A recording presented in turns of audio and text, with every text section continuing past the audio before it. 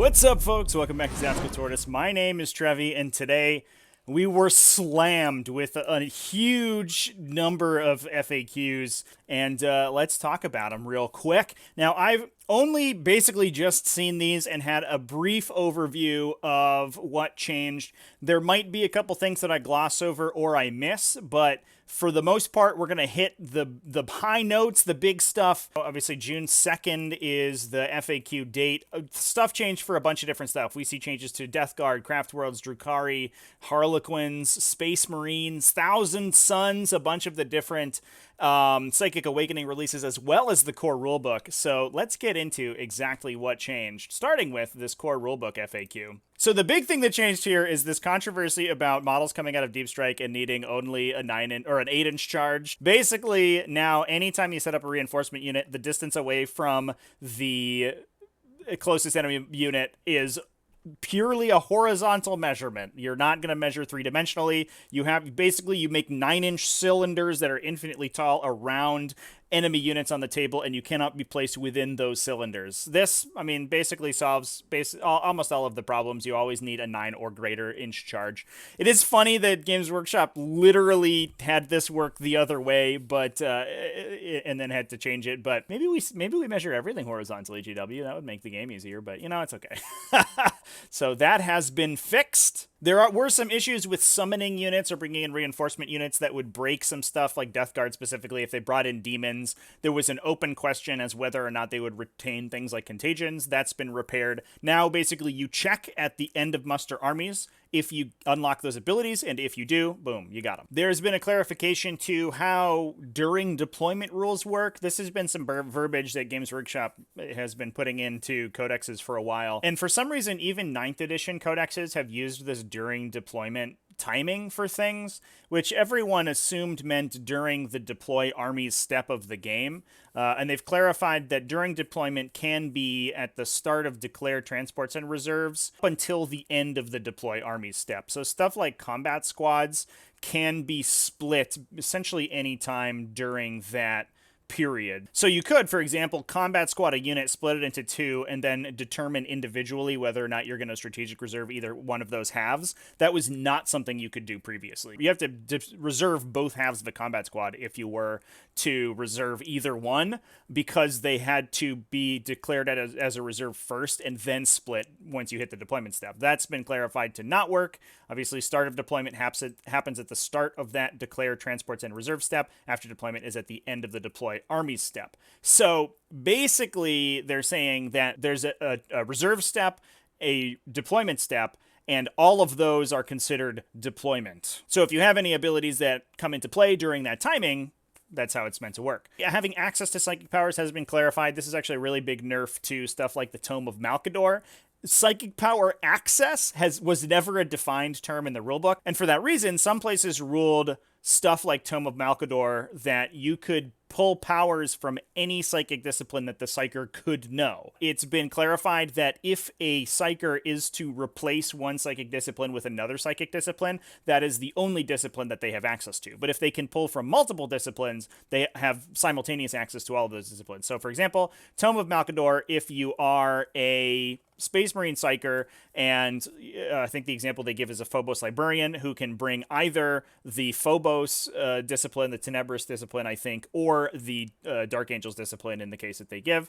You choose the discipline that you have, then Tome of Malkador would give you an additional power from whichever discipline you pick. You don't get one from either. It's a big nerf to Tome of Malkador. I think that basically moves that relic from being an interesting tech piece to totally unplayable garbage. And it really restricts librarians, which is too bad because they're already a unit that you didn't see that often, and I don't think you're going to see ever anymore, outside of some very specific use cases. It is what it is. I definitely appreciate that there is a clarification on that. Now, interestingly, there's been a change to difficult ground. Titanic units can now ignore difficult ground if it's lower than 3 inches tall, which is a really big deal. That was actually a really big issue with Titanic units.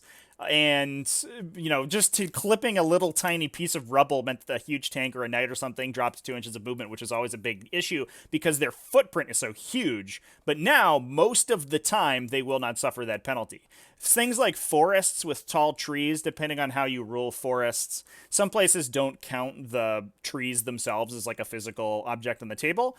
But if you do have those 3-inch tall features on the difficult terrain, then it still will apply to Titanic units. But otherwise, they can ignore difficult terrain, which is a really big deal. I'm not excited to play against kill tanks with that, but, it is what it is. There's a clarification to always fight first and always fight last that those abilities don't stack. So if you, charge and have a psychic power and a sub-faction ability that all say you fight first, you just are basically counted as fighting first one time, and it doesn't add additional instances. That's already how the rule worked, but it is good that there's a clarification because that kept coming up for some reason. People really wanted those rules to stack on top of each other, but they do not.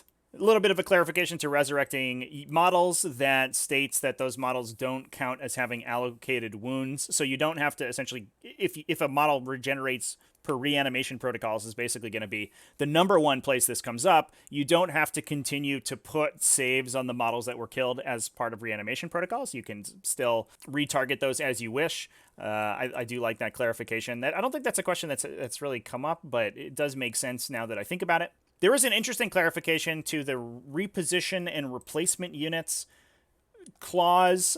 This is a rule for units that are picked up off the table and then put back down. So you can think about things like guerrilla tactics out of Space Marines. It lets you pick up a Phobos unit and then strategic reserve it. If you're doing that in the movement phase, you can do it on units that have come in as reinforcements already that turn, which is not something you could do in the past because they counted as moving and the unit already was considered to have moved as a reinforcement. But now, so for example, if you take a Reaver unit with grab shoots and they teleport in, you can then immediately guerrilla tactics them. I think Harlequins have Webway Virtuosos, which let you do that. So you can do that on stuff that has come in out of reserve. That's not a huge deal. It is an interesting change, though. I'm sure there's at least one instance where that's going to be a big deal. There is a huge nerf here, and this is a secret Drukhari nerf. If you are not a fan of Drukhari, oh boy. Get used to this. This is going to be an exciting FAQ for you because basically this states that anytime you make an additional attack, you cannot split that attack with multiple hit rolls. So in this case, it is almost perfectly copy-pasting the text of Competitive Edge out. There were some other instances I talked about in the Competitive Edge video that I did. The Lord of Skulls, the Corn Lord of Skulls, would be able to triple its attacks thanks to exploding attacks into a axe sweep attack, which would then proc 3 hit rolls instead of 1. And that's another instance where this situation comes up. But basically, anytime you're generating additional attacks during your own attack step, you cannot make multiple hit rolls with that attack. So in this case, Competitive Edge only ever makes a single hit roll for each additional attack you make, which means that the interaction with the Razor Flail is totally gone. Like I said, other interactions like that Corn Lord of Skulls also doesn't work anymore. We also have a huge change here to rules that count you as remaining stationary. This is a really big deal for Tau players, and this actually makes this a pretty good FAQ for Tau players in general. Any rule that counts you as remaining stationary in the shooting phase allows you to shoot if you have advanced or fallen back. You ignore the heavy weapon penalty, you ignore the assault weapon penalty, you can charge in the charge phase if it applies in the charge phase. This means that Montkov finally counts your entire army as remaining stationary in the shooting phase, so you can fall back and shoot, you can advance and shoot, you can do everything that was probably intended in that rule for it to do. But there was an existing FAQ in Blood of Baal that said rules that count you as remaining stationary do not override the assault or fall back penalty in the shooting phase, and that made those rules totally useless. That's been totally reworked, and if we go to the Blood of Baal FAQ, we'll actually see that Symbiotic Devastation, the original FAQ that created that interaction, has been reworded as well. We can touch on that real quick, so I won't talk about Blood of Baal later, but basically it's a big buff to the Exocrine out of a Tyranid army. You can now use Symbiotic Devastation as long as you have not advanced. You are treated as remaining stationary, and per this core rule FAQ, that allows you to shoot as normal, which means that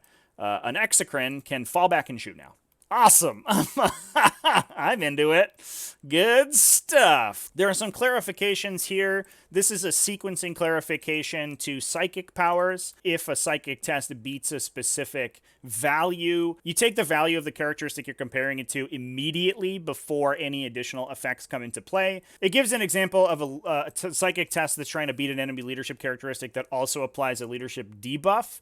It checks the leadership characteristic before the debuff, basically. Overall, not a huge clarification, but that sequencing does make a lot more sense. There's also a clarification here to objective secured that states that if you have a rule that gives you objective secured, that is overridden by a rule that removes objective secured. That's just intuitively how it worked. I don't know if that needed a clarification, but it's nice that we have it. There's a clarification on modifying command points of stratagems. Basically, it uses the same order that you apply for characteristic modification. There's a clarification to charge distance, which is considered basically the same as a charge roll. Those are used interchangeably in the rules, but charge distance was never actually defined anywhere. Now it is, so good. The same is for suffered damage. If you lose wounds as a result of an attack, that's considering to have suffered damage as a result of that attack. So there's also a clarification to having moved X inches or more. This is a big deal for Ravenwing currently in Dark Angels. There is an issue where the Ravenwing specific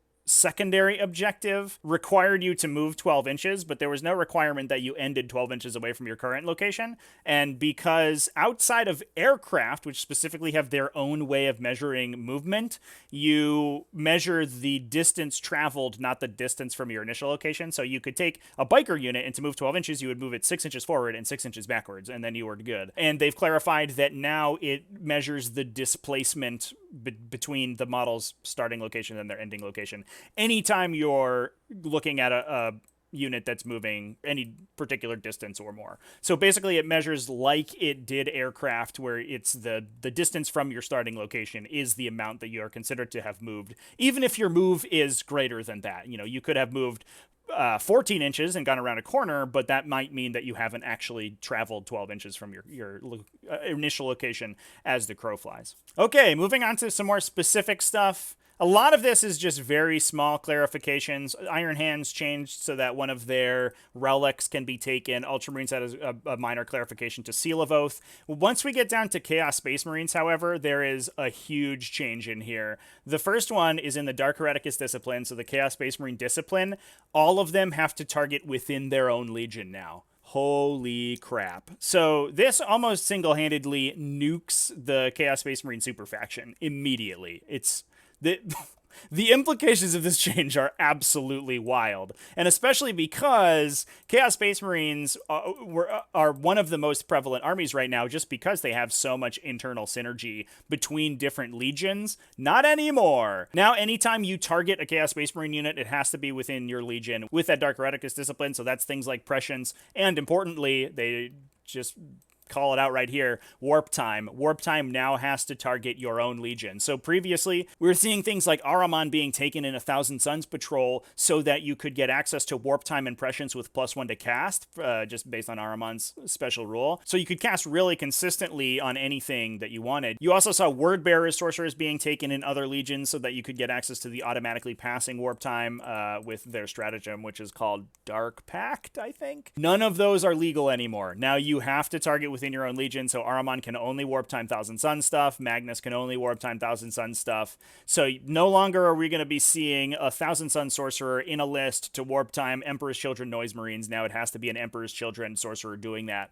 Wow! This is huge. That also means that Mortarion can never be warp timed. He has no access to an in-faction warp time. Holy crap, this is such a huge change. There are so many list archetypes that are immediately either significantly depowered or totally invalidated by this change. I think, like, even just sort of Super Smash Bros, right? Magnus plus Mortarion plus some greater demons running around. Now that Magnus cannot warp time Mortarion is so much slower than Magnus is, and is he even worth taking in that list now? I'm not 100% sure. This is like might be a little bit of a stealth nerf compared to some of the other stuff we're going to talk about today, but holy crap, this is probably one of the biggest changes that we're going to see in this errata. Sorry, Chaos and Chaos Space Marine players, but you pissed somebody off. Craftworlds got a very minor change. Actually, I don't think they have any blue text in this document, but what they did do, I remember this one, they removed the FAQ that said that you could advance when you are quickened. It was an old FAQ, and it was superseded by a core rules FAQ that made that illegal,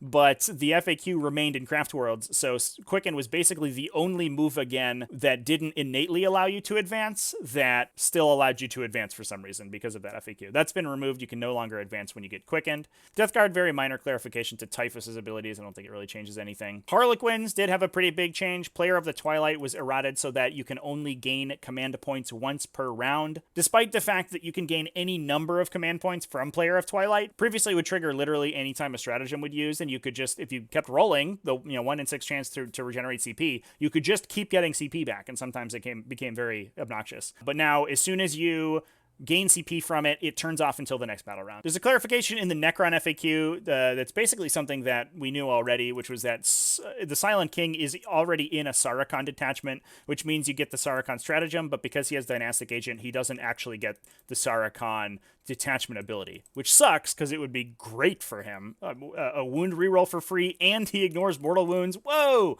That would be amazing, but nope, he doesn't get that. It's too bad because I think everyone was hoping Silent King could get that detachment ability. Like I said, it synergizes really well with him. But I guess it is the intention that that Dynastic Agent supersedes his own dynasty, which is weird. It's a dynasty named after him. Why doesn't he get the benefit? So strange. Thousand Suns was just a clarification. The same clarification that we just talked about to Warp Time, that you can't target outside of your own Legion with it. So Thousand Sun sorcerers can only Warp Time Thousand Suns people. There's been a couple big changes to Space Marines. In particular, Guerrilla Tactics has been totally changed. Previously, you would use it at the start of the movement phase, then that unit would arrive in the subsequent strategic reserve step or reinforcement step of that phase. Now it waits a turn before it comes in, so it doesn't come back in the turn that you use the stratagem. It felt to me like that was the intention of the rule, but that's literally not how it was worded. But it has been changed so that it is how it works now. There's been a little bit of a clarification to one use war gear upgrades that affect a unit that's combat squatting, and if they affect both combat squads or just one, they only affect one of them. The ones called out specifically are Teleport Homer, Amorium Cherub, and Watcher in the Dark. So basically any of those upgrades that is represented by a separate model, only one half of the combat squad gets to use it, and you choose when you combat squad it. So, all right, that makes sense. Now, we can see that a couple changes have been made to some of the Psychic Awakening books. We can see War of the Spider, Phoenix Rising, Faith and Fury, Blood of Baal, Pariah all have changes. And honestly, I don't know what those changes are.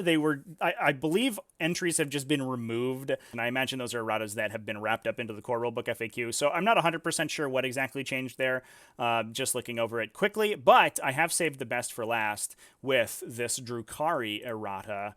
Let's take a look at what we have in here. It's not a long document, but oh man, is it a sweet one. First off, raiding forces. Basically, this changes the command point cost of all of your patrol detachments to 0. That's what it did previously. But the issue was that you also got the +2 CP from having your warlord in one of those detachments. So a Drukhari list of 3 patrols would actually spend 0 on its detachments and refund 2 of those 0 points for putting the warlord in one of the detachments. People weren't sure whether it was allowed or not, but that is how it worked, and that's been changed. Now, if you are running all patrol detachments, you actually do not refund any CP for having your warlord in a detachment. So already we're down 2 CP on every single Drukhari list ever created. Next up, Dark Technomancers. Oh my god.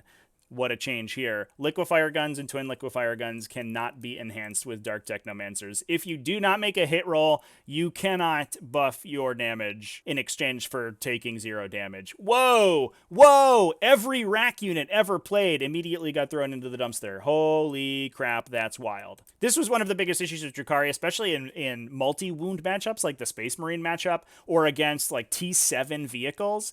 A Drukhari list would just deal exponentially greater greater damage the closer you got to its raiders, because the raiders could just pump out between 10 and 15 2-damage attacks with +1 to wound out of those liquefier guns. And it was just an immense amount of damage, especially if you're a 2-wound Space Marine model. You know, you're a Vanguard veteran with a 2+ save, 4+ invulnerable save, 2 wounds, and no damage ignore roll. And a liquefier gun is AP2, so it bounces up against your invulnerable save, wounds you on a 3, and just kills you every failed invulnerable save that you make.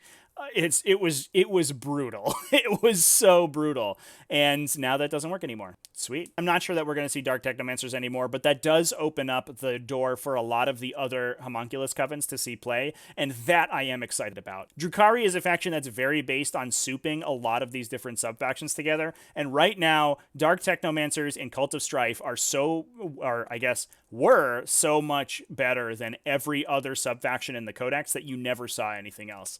And now that the interaction is gone, hopefully we see some of the other Covens. Let's see some Prophets of the Flesh on the table. Woof. We also have some cost changes. Drazhar up 10 points. I don't think this changes too much. I mean, he's only a one-off model.